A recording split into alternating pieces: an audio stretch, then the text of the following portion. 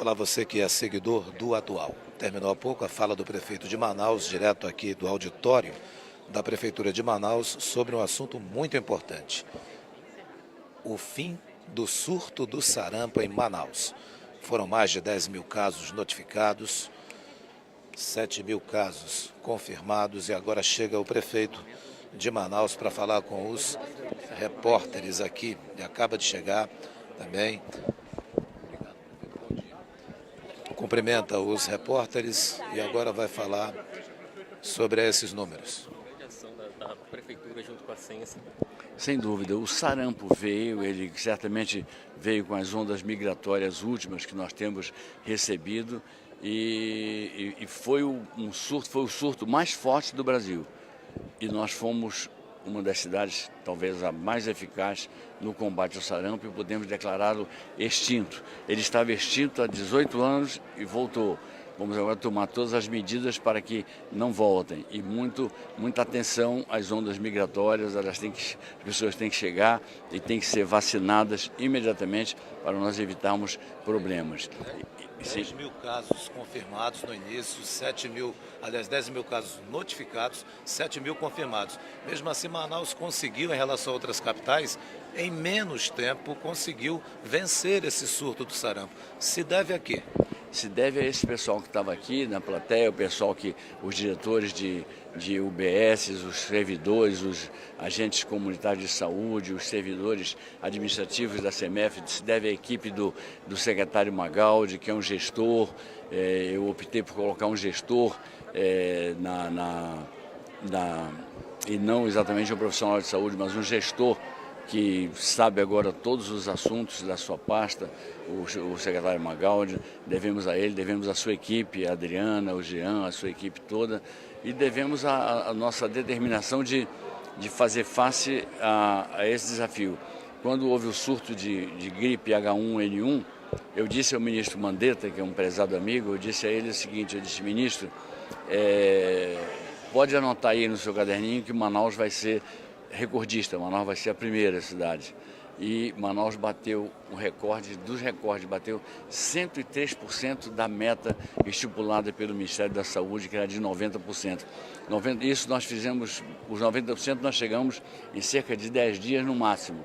Chegamos a 103%, ou seja, é uma organização. Manaus virou uma máquina que está funcionando muito bem, uma máquina que está funcionando muito a contento, muito tranquilamente, que funciona com suas peças todas azeitadas, numa engrenagem que uma secretaria tem sinergia com a outra, uma secretaria ajuda a outra, porque a saúde tem um ângulo social muito importante, então ela precisa muito do apoio da área social. Por exemplo, a área que é liderada pela secretária Conceição Sampaio, precisa muito da área financeira, que é liderada pelo secretário Lorival Praia, precisa da área jurídica, ou seja, há uma sinergia, há um entendimento entre todas as secretarias. Uma não entra na área da outra, mas ajuda aquela de determinada área a se sair bem.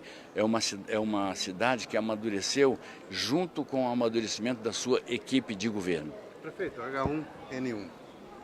Nós batemos 103% da meta, era 90%, nós ficamos com 103, não sei quanto. Foi uma coisa muito gratificante para nós, muito importante, fiquei muito feliz mesmo, porque a gente pensa que gripe é uma coisa assim frágil, mas não é. A H1N1 era forte, uma gripe que pode ser até letal para idosos, para crianças muito pequenas, pode criar embaraço na vida das pessoas, e nós fomos ao público-alvo e fomos com tudo.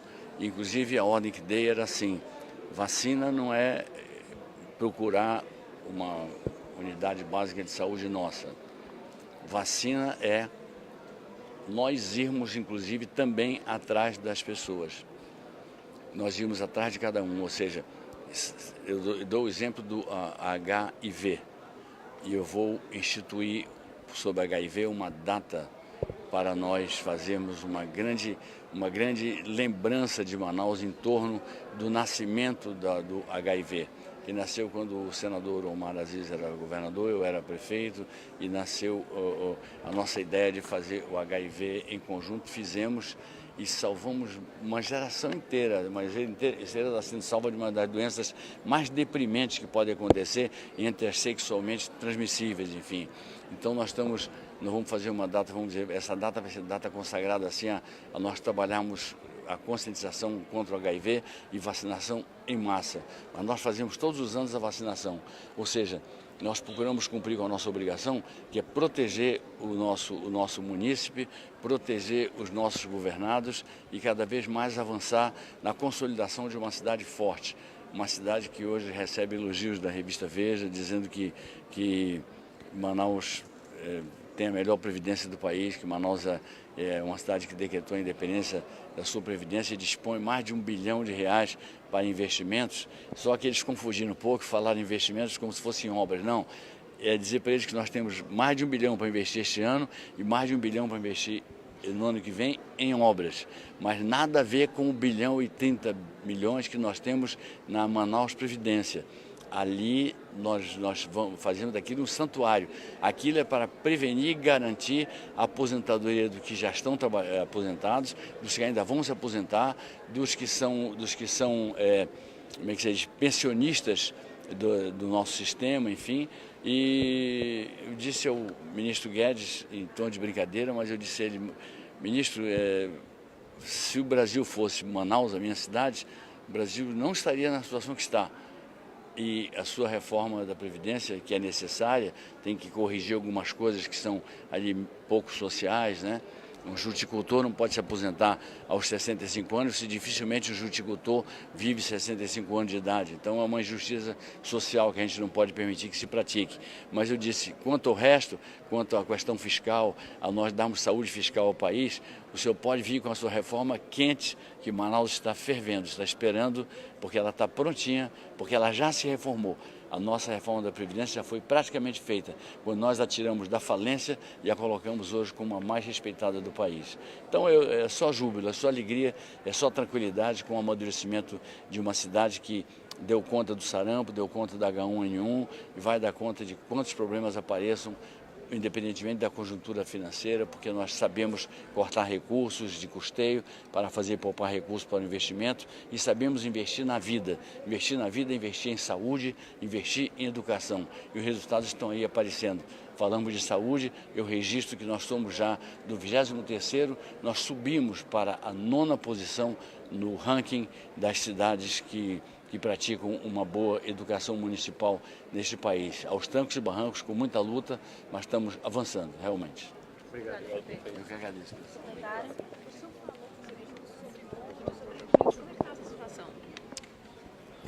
Hoje nós passamos para 29,07, se não me engano, e o limite é 29. Então, nós já víamos fazendo pontes preventivas. A solução mesmo está em o governo do estado agilizar o Prosamin. Em situação crítica, nós temos 2.100 e poucas pessoas, situação muito crítica. Então nós temos que reforçar as pontes, ver o trabalho de vacinação, ver o trabalho de prevenção a moléstias, enfim, dar toda a assistência a essas pessoas dentro daquilo que a gente pode. Mas a solução a gente sabe que vem da expansão desse bom programa de habitação, não é de saneamento, de habitação, que é o Prosamin. Então o Prosamin precisa ser retomado e precisa ser retomado com força para nós tornar Manaus uma cidade que se livre dessa história de todo ano, quando sobe o rio de um pouco a mais, a gente tem que trocar as pontes, ficar fazendo um trabalho que a gente não faria se o Prosamin estivesse sendo acionado como deveria estar sendo. Muito obrigada. Obrigado. Vou pedir para o nosso cinegrafista vir para cá um pouco, porque a gente quer também conversar com o prefeito outros assuntos. Eu peço até para o senhor vir um pouco mais para cá. Pode falar aqui para os seguidores do seu Facebook. Vamos Eles estão ouvir. elogiando as ações integradas da Secretaria Municipal de Saúde no quesito de neutralização do sarampo. O que o senhor tem a dizer a eles que estão muito felizes com esse novo resultado? Olá, pessoal. Muito obrigado. A felicidade de vocês é a minha felicidade, porque O sarampo estava extinto há 18 anos e voltou de repente, certamente em função das ondas migratórias fortes que nós temos recebido. Mas nós demos conta do recado e depois de tanto tempo, acho que quase 4 meses ou mais de 4 meses sem nenhuma notificação, nós podemos dizer que está extinto o sarampo e a gente pode extingui-lo de uma vez por todas se nós tomarmos certas medidas preventivas que a nossa secretaria vai continuar a tomar. E notícia para vocês boa, acho que vocês chegaram a ouvir, a gripe H1N1, nós fomos a primeira cidade aqui bateu um recorde de 103% de cobertura. O Ministério da Saúde exigia 90%, nós fizemos 103%, como eu disse ao ministro Mandetta, que iria acontecer. E parece que ainda puxamos o Estado para o primeiro lugar também. Foi lógico, se você vacina 103% da cidade que tem 60% quase dos habitantes, é óbvio que ficou um trabalho bem mais fácil de vacinar no interior. Então eu estava brincando há pouco, dizendo que eu estou imaginando que a essa altura o governador vai estar muito agradecido ao trabalho que nós fazemos eficaz e forte aqui na cidade de Manaus. Eu aproveito, prefeito, para dizer algo que o senhor ainda há pouco comentou, uma série que o amazonense está comentando muito, a série da Netflix, né, Bandidos na TV, e uma coisa chamou a atenção do que o senhor falou. O senhor disse, olha, assistindo a série, não vi provas que o Wallace tinha mandado matar alguém, mas vi um certo governo na ânsia, provavelmente, de encontrar culpados. Queria que o senhor explicasse. Não, eu percebo, deu para perceber um pouco ali, eu conheço um pouco a personalidade daquele delegado do Eduardo Braga, aquele delegado... Da SEAI? Um que usa um óculos, até parece um pouco Eduardo. Tomás Vasconcelos? Tomás Vasconcelos, isso. Eu já escrevi muito sobre ele, já fiz críticas muito duras a ele, enfim, nenhuma delas respondida. Críticas muito duras quando eu tinha uma coluna num determinado jornal do Amazonas, enfim. Mas ficou para mim provado primeiro que houve falta de decoro, sim, do deputado Wallace. Ele deveria ter tido seu mandato cassado, sim, por falta de decoro, na medida em que ele se contradisse, não conhecia o traficante, mas conhecia, estava numa piscina com o traficante, enfim, ele se contradisse ali, assim como também é conhecido que ele ficou provado que ele conheceu o outro traficante, eu esqueço o nome dessas figuras, essas figuraças aí, eu até esqueço mesmo, mas ele conheceu o outro. Então, a quebra de decoro foi nítida. Não ficou provado, a meu ver, assassinato feito por ele. Para mim, ficou bastante provado assassinatos cometidos por seu filho, que está em liberdade assistida, né? Em liberdade assistida, enfim. E ficou provado também, porque houve uma briga política por trás disso, ficou provado que o então governador Eduardo Braga é aquilo que a gente conhece, uma pessoa extremamente vingativa e que usa de todos os meios de poder para prejudicar seus adversários, de qualquer maneira, ali com culpa, sem culpa, tinha que acontecer o que ele queria. E docilmente todos foram se vergando à vontade dele, sem analisar efetivamente o problema. Por mim, eu acredito que houve crimes cometidos pelo Wallace. Por exemplo, a omissão de certas verdades. Para mim aquilo é um crime. A ligação pessoal com traficantes, aquilo ali é uma falta de decoro nítida, enfim. Então mereceria a cassação do mandato e mereceria um certo número de anos na prisão. Não mereceria talvez tudo aquilo que a própria... Você percebe as contradições que vêm para quem está vendo lá. Eu vi como um telespectador, dá para perceber a ânsia de pegá-lo de qualquer maneira, de fazer acontecer, e o filho dele, eu não tenho dúvida de que participou de maneira dolosa. Se ele sabia do filho, se ele mandou o filho saber, se ele não mandou, não sei, não posso dizer. Só sei que o filho com certeza fez. Agora, ficou muito provado também ali que jogaram nas costas dele os assassinatos dos traficantes Bebetinho, Bebeto e não sei mais quem, quando depois ficou também evidenciado que, por testemunhas que se diziam torturadas e que depois falaram livremente, quando disseram que ali nascia a família do Norte. e ali nascia um perigoso grupo de traficantes de drogas, e que essas mortes foram na conta do principal líder dessa família do Norte, que está preso numa prisão de segurança máxima, que é o senhor José Roberto. Bem, eu também gostaria de abordar com o senhor, aproveitando a presença do senhor aqui, que o senhor falou que a cada mês praticamente a prefeitura está inaugurando, e a gente vê isso, reservatórios de água, mas que antes de todo esse seu aperto à concessionária, o senhor usou um termo dizendo isso é vigarice pura, que o pessoal dava um dado, dava anos e tudo mais. Eu me E refiro queria que o senhor explicasse isso, a outra concessionária. Outra concessionária, porque eu olhei lá, fui ler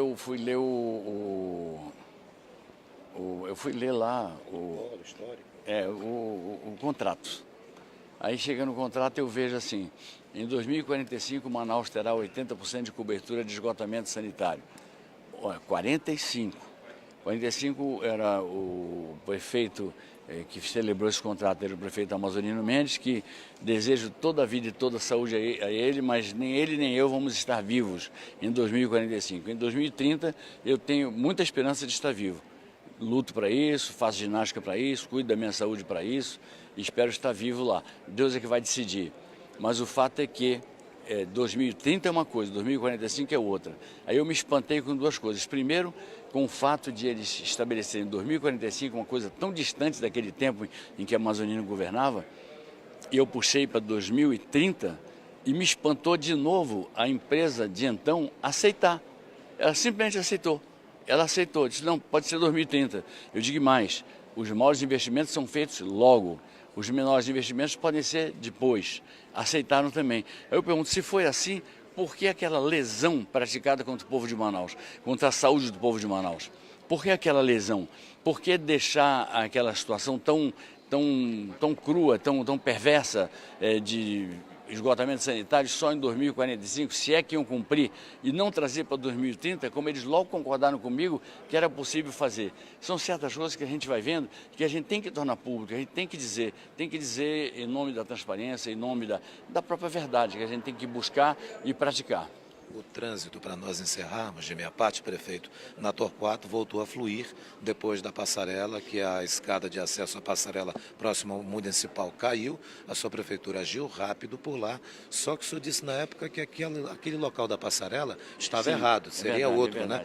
E agora a gente vê que ela não só está no mesmo local, como está bem mais forte, mais segura, por que mantê-la naquele lugar? É exatamente isso, porque eu falei como não engenheiro, eu falei com alguém que não previa os recursos que a engenharia tinha e fui convencido por duas pessoas que eu respeito muito.